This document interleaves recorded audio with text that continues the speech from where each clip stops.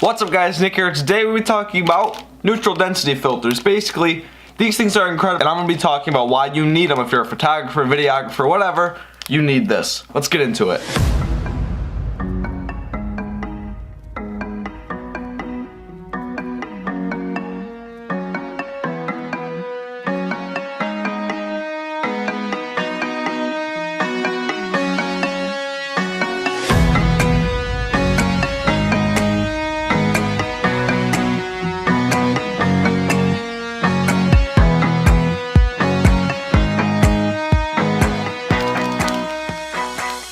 So first things first, what is a neutral density filter? Basically this is what it is. As you guys can see, it's like a dark piece of glass. And this one's actually a variable one.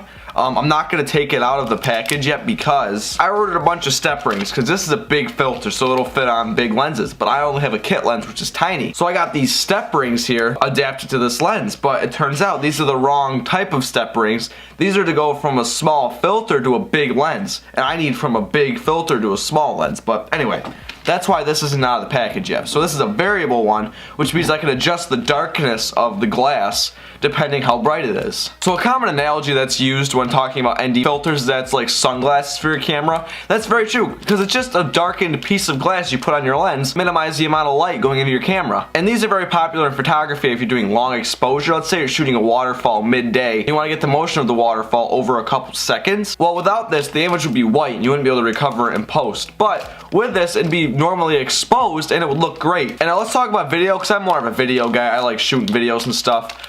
This is really helpful because when you're shooting video, you want to have your shutter speed double your frame rate. So I'm shooting in 24 frames a second. I have my shutter speed at 1/50th. And when you're outside, you want to maintain that shutter speed where it is.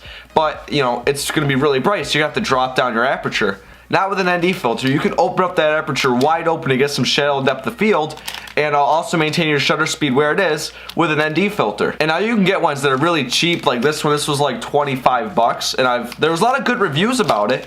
Or you can get a really high quality professional one that's like $200, $300, maybe even $400. And those ones are really, really high quality. And this one, I haven't actually tested it yet. I'm still waiting for the step rings to come in that I need. But as I said, I saw a lot of good reviews about it. But one of the things you can get with a cheaper filter is a lot of weird distortion and lens flares if you start shooting towards the sun. It'll kind of seep its way through the threads and stuff just because it won't be as sealed as something like a high quality one. And plus just the clarity of it, if it's cheaper, it's not going to be as sharp. But I don't know, as I've said a lot, good reviews, so I'm really hoping for some good things out of this filter. So this basically attaches to your lens by threads on your lens. That's why if you look at the thread size, like this lens has a 58mm thread ring, and this is a 77mm filter. That's because the lens I want to buy, the Canon 17-55 f2.8, is a 77mm lens, so this would fit on it with no step rings, but if I want to adapt it to this lens, then I need that. And on your lens, it would say right on the lens, like as you guys can see here, it says 58mm, and you can find this on the internet. You just look up the type of lens you have to see what millimeter thread it is. And also on the side of the ND filter here, it says the size of the filter. And now high quality cinema cameras will actually have ND filters built right in, so it'll just slide in front of the sensor.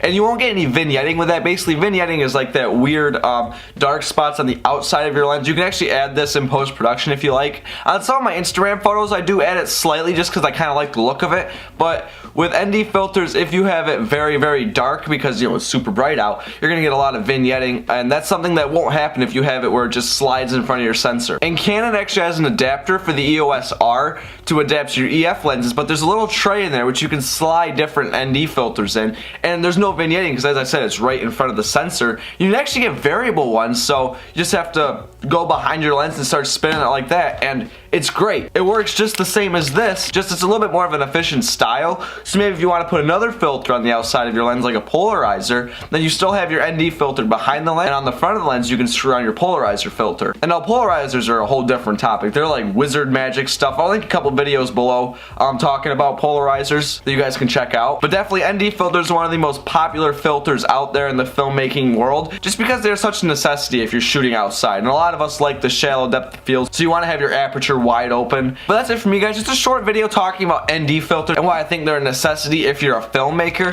and even a little bit if you're a photographer, as I talked about in the beginning. But yeah, thank you all for watching. I will see you guys in the next video. Peace out.